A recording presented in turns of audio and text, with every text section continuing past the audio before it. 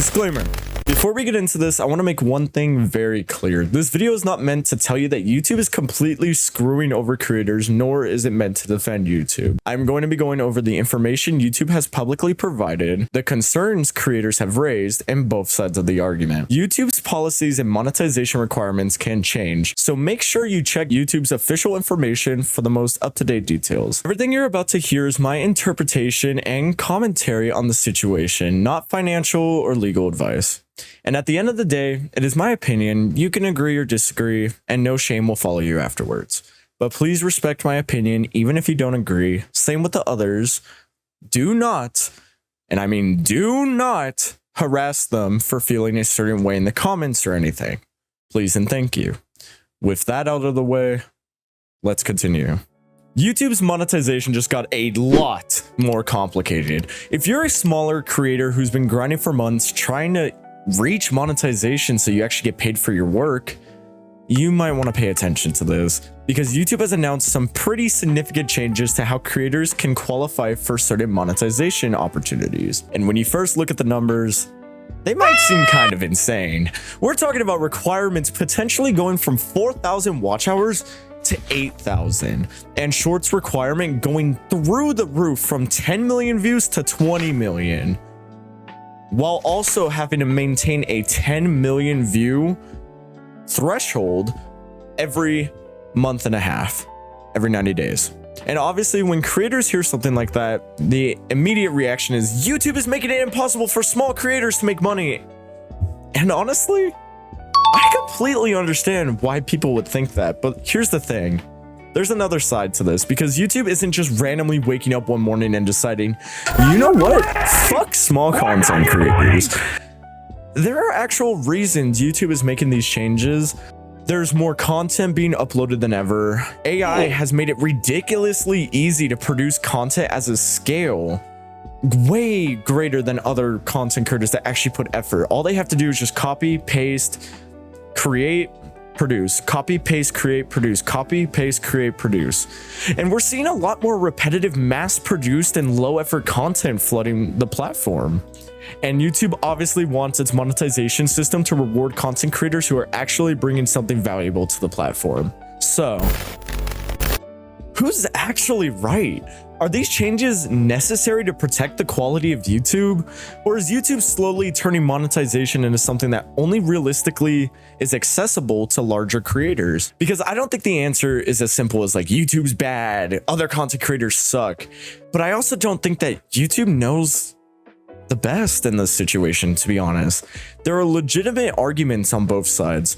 So today we're going to break down exactly what's changing, why YouTube says it's changing, and why creators are pissed about it, what this could mean for small creators, and the whole AI and inauthentic content situation, shorts, and ultimately whether I think these changes are actually good for YouTube. And trust me, by the end of this video, you might look at this situation a lot differently. Let's get right into it. So let's start with one of the biggest changes. The new YouTube partner program thresholds. Historically, if you wanted to get in a YouTube partner program and unlock ad revenue sharing, the big numbers everyone knew were 1,000 subscribers and 4,000 qualified public watch hours over the previous 12 months, or 365 days as it says on the official website. Or alternatively, 1,000 subscribers and 10 million qualified shorts within 90 days. Those numbers have stayed like that for as long as I can remember. But beginning February 1st, 2027, YouTube is changing the requirements for new creators applying for ad and premium revenue sharing. The new requirement will be 8,000 qualified watch hours in the previous 365 days, or 20 million qualified shorts views in the previous 90. And that's a pretty massive increase if you think about it. The long form requirement literally doubles, and the shorts requirement doubles as well. But there's an important detail here. YouTube says that this change doesn't affect creators who are already in the YouTube partner program. So if you're already monetized, YouTube isn't saying congrats, now you need to do 8,000 more hours or we're kicking you out. That's not what this announcement says. The new threshold applies to new creators trying to qualify for ad and premium revenue sharing. And that distinction is really important, because if you are already established on YouTube, kind of like me and some other people, you're mostly looking at this announcement from the outside, as it really doesn't impact you that much, since you will be grandfathered into the new system already. But if you're a small content creator who's working towards 1,000 subscribers in 4,000 hours, this is where things get interesting. Now, hear me out, right? Imagine you're a creator, you've been uploading for a year, you finally hit that threshold of 1,000 subscribers, you spent months trying to reach 4,000 watch hours, and maybe you're sitting at 5,000 or 6,000. Under the old system, you're there. You'd still have work to do, and that's probably the biggest reason smaller content creators are upset, because the entry barrier is no longer the same barrier that creators have been working towards for eons. The argument against YouTube, let's start with the criticism, and I'm going to be completely fair here. There's a very legitimate argument that this makes YouTube harder for small content creators, because YouTube is already an extremely competitive platform, one of the most competitive platforms for making money. Think about what 8,000 watch hours actually means. You're not asking someone to click your videos, you're asking people to spend a lot of time watching them, and that's really difficult, especially if you're a brand new creator and you don't have an established audience yet. You don't have a recognizable name, you don't have people waiting for your uploads. You're starting from basically zero, and now the platform is telling you, before you can access this part of the revenue system, prove that you can generate significantly more watch time. And here's where I think the criticism gets especially strong. A creator's ability to generate watch time isn't necessarily the same thing as their ability to make good content. You can make an incredibly competitive, original, entertaining video and only have 300 people watch it, like this person here. But there are also people that spend zero time on their effort that just blow up for no reason, like this cookie filter, for example. Like, what the fuck is that? And it's annoying. The algorithm doesn't necessarily measure artistic effort, it measures viewer behavior. And that's a problem when you're using views and watch time as a gatekeeper for monetization. There's also a bigger philosophical question here. What is YouTube actually supposed to be? Is it supposed to be a platform where anyone could build an audience and eventually make a living? Or is it supposed to be a professional entertainment platform where only creators who have already proven themselves get access to the bigger revenue streams? Because those are two very different philosophies, and this announcement definitely pushes YouTube a little further towards the second one, to be honest. But there is another side. Let's flip the argument, because YouTube isn't completely unreasonable for wanting this. YouTube says that the partner program has grown enormously, over 80% of what it was within the past 40 years, what it is today. It is 80% larger than what it used to be 40 years ago. And the company says that these changes are intended to help reward active creators and allow YouTube to invest in additional creator incentives. And if you're YouTube, and if you are YouTube, you have a problem. There are an insane number of channels on the platform, and not every channel is producing content that viewers actually want. Some channels are pumping out videos constantly, some are using extremely repetitive formats, and some are just mass producing content way more than they should. And some are just honestly using automation and AI to make thousands of different shorts in a month. YouTube has been trying to deal with this problem for years. In July 2025, YouTube clarified its policy around repetitive content and renamed the policy from repeatish content to inauthentic content. YouTube specifically said that clarification covered repetitive or mass-produced content, and it emphasized that the kind of content that's already been eligible for monetization, and that distinction matters, because you will see people online saying, you can't use AI anymore. But that's not what YouTube's policy directly says. In fact, YouTube's current monetization policy explicitly says that using automated tools or templates can still be allowed when the final product demonstrates creative vision and provides educational or entertainment value. The problem is when the entire channel becomes generate, upload, generate, upload, generate, upload, generate, upload. with barely any meaningful creative contribution. And from YouTube's perspective, why should a company pay ad revenue for content that essentially exists to flood the platform? That's a pretty reasonable question, and I would understand why they feel that way. And then it brings up the AI problem, especially the AI monetization system problem. It's all gone to shit, to be honest. This brings us to what I think is probably the biggest reason these monetization changes are happening now: AI. Not because AI itself is automatically bad, but because AI has made it dramatically easier to produce enormous amounts of content, whether it's repetitive, shitty, bad, it doesn't matter. They allow you to create constant content that people absolutely hate. Before generative AI became this accessible, making a video required at least some level of production and effort. You had to write something, record something, edit something, find footage, make a thumbnail, and do literally anything. Kind of what I'm doing with this video. I have made this script 100% myself. Now, you can automate huge parts of that process, and that creates a new problem.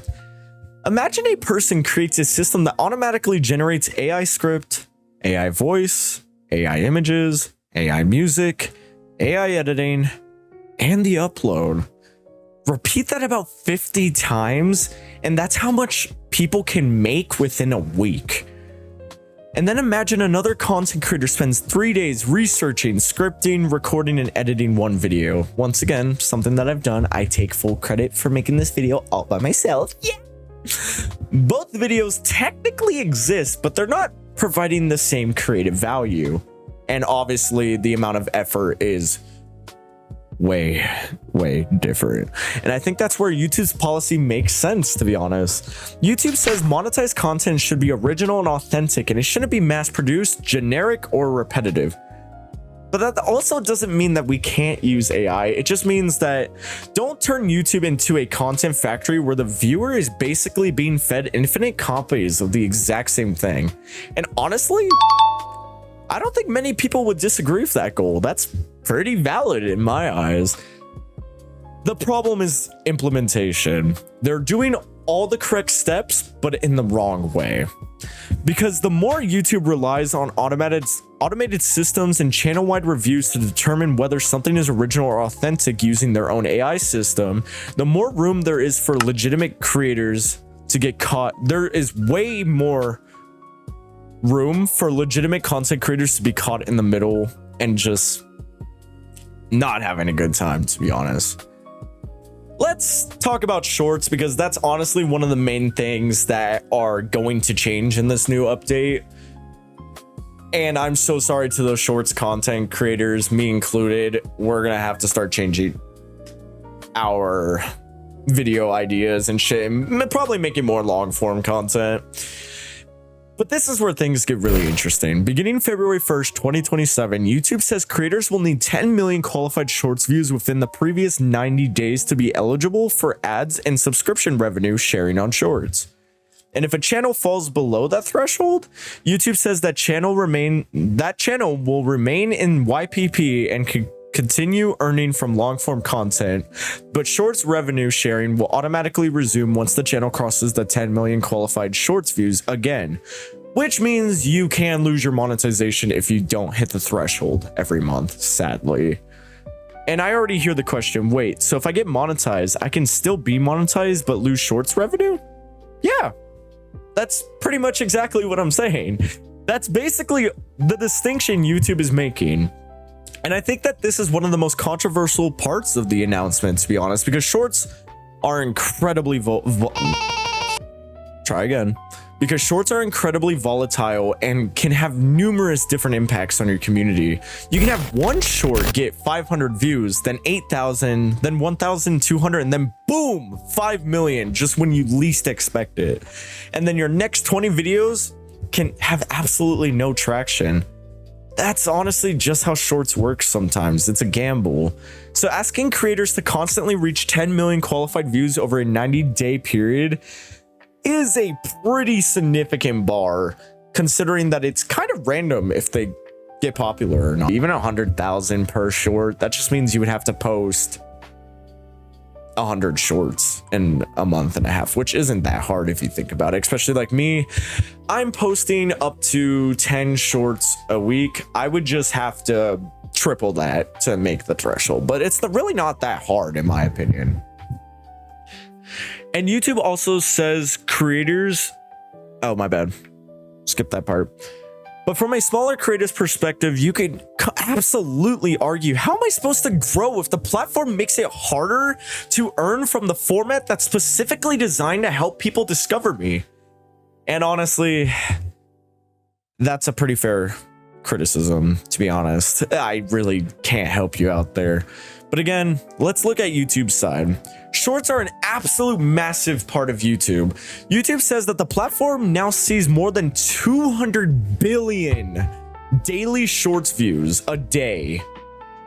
That's fucking ridiculous, to be honest. And when something gets that big, YouTube has to think about how the money gets distributed.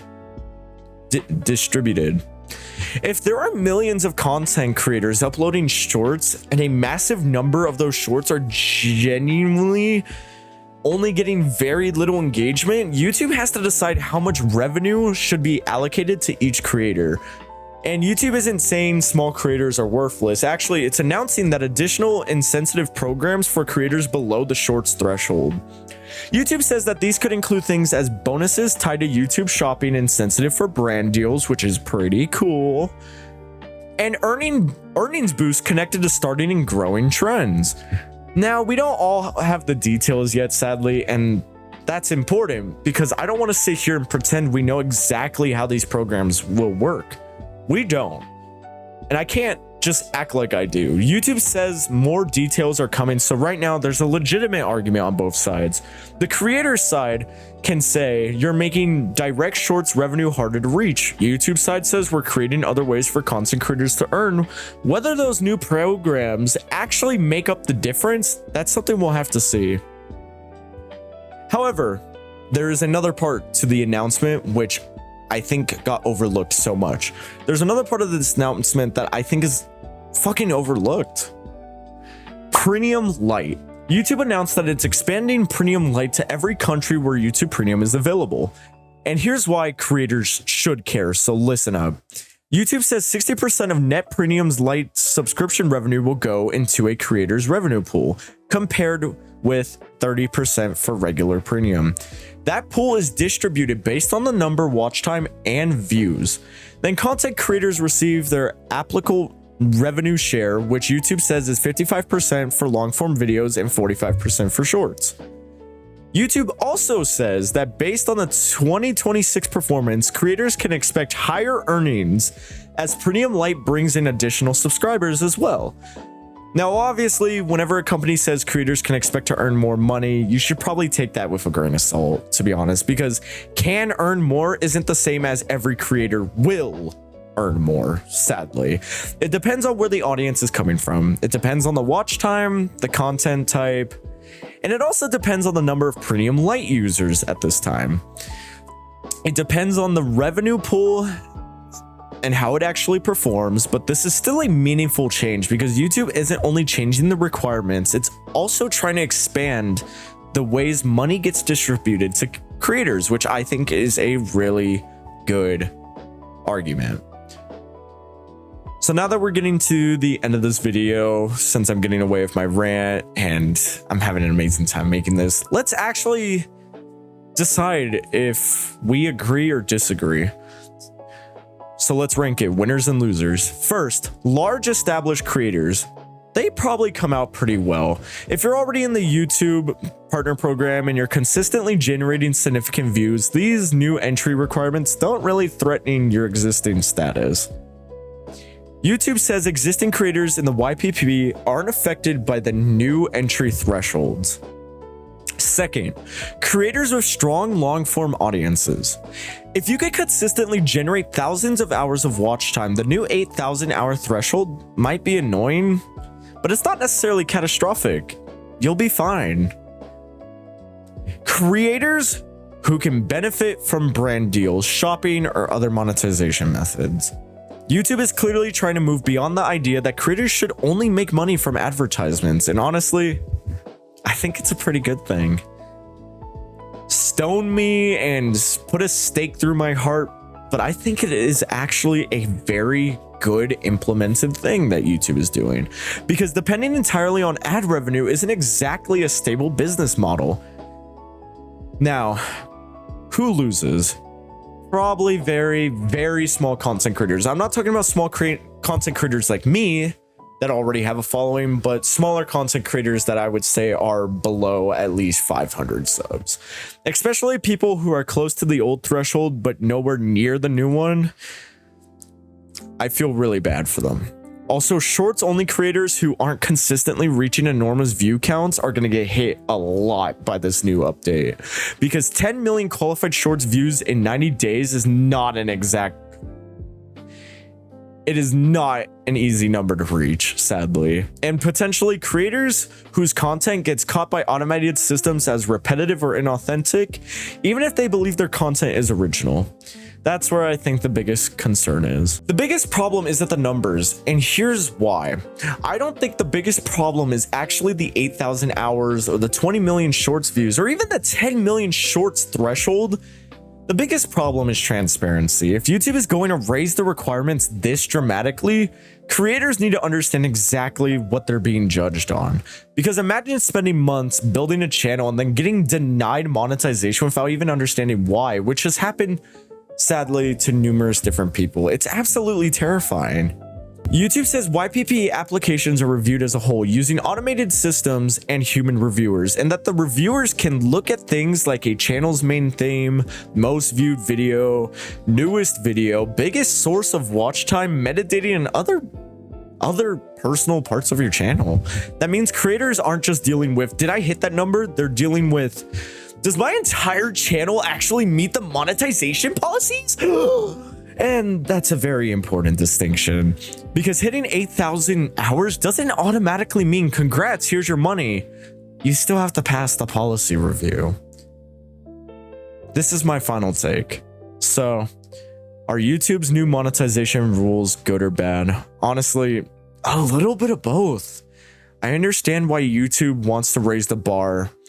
There's a huge amount of repetitive, mass-produced, and low-value content on the platform, and AI has made it easier than ever to produce content at insane volumes. And YouTube has every reason to want to make its partner program rewards creators who are actually providing something valuable to its viewers. That's reasonable, but I also understand why creators are pissed, because raising the requirements from 4,000 to 8,000 and from 10 million shorts views to 20 million isn't just a tiny adjustment. For a brand new content creator, that's a massive difference. And if YouTube wants to tell smaller creators, don't worry, there are other ways to earn, then those other ways need to actually be meaningful to everyone, even if they're a small content creator. Not just something that sounds good in a corporate announcement. And that's ultimately what I'm going to be watching. Not the announcement, not the headlines, not the Twitter arguments, the results. Are creators actually earning more? Are smaller creators still able to grow despite everything? Does the platform get rid of low-effort spam without accidentally hurting legitimate channels? Do these new insensitive programs actually work? And most importantly, does YouTube become a better platform because of this? Because if the answer is yes, then maybe these changes are for the better. But if what happens instead of it is that giant established channels get even more advantages while smaller content creators are forced to climb an increasingly ridiculous ladder just to get a chance at monetization, then yeah, I think creators are gonna have every right to be angry. And that's why I don't think this is simply YouTube bad. There's a legitimate reason for these changes. There's also a legitimate reason to criticize them. And honestly, we won't know which side was right until we see what happens after February 1st, 2027. So if you're a content creator watching this right now, don't panic. You have about 6 months of time. You can still make it up. And more importantly, don't build your entire channel around monetization. Build something people actually want to watch. Take your love and passion, even if it gets hard sometimes. Just put as much effort as you can. Even on the bad days. If you love it, it will all be worth it. Because whether YouTube changes the requirements again next year or 5 years from now, the one thing that's probably never gonna that they're probably never going to take away from this is people genuinely care about your content. You have something worth building, and that's a hell of a lot more important than just hitting a number on YouTube Studio. Anyways, that's my take. If you agree with YouTube, make sure to tell me why in the YouTube. That's my take. If you agree with YouTube, tell me why, and please make sure to let me know in the comments. If you think YouTube is making a massive mistake, also tell me why. And if you're a creator who's currently working towards monetization, I especially want you to think and tell me how you feel about this, because this change is going to affect creators very differently, and I'm genuinely curious where you guys stand. If you guys want to see more of this, please join my Discord in the link in the description of this video. That would be very great. Make sure to like and sub, because I'm going to be posting more long form content. And if you really like these rants, please blow up my comments. It will be genuinely such a perfect thing to see you guys talk about all this. Thanks for watching, and I'll see you guys on the next one when there's something more interesting to talk about. All right, have an amazing day, and see you guys later.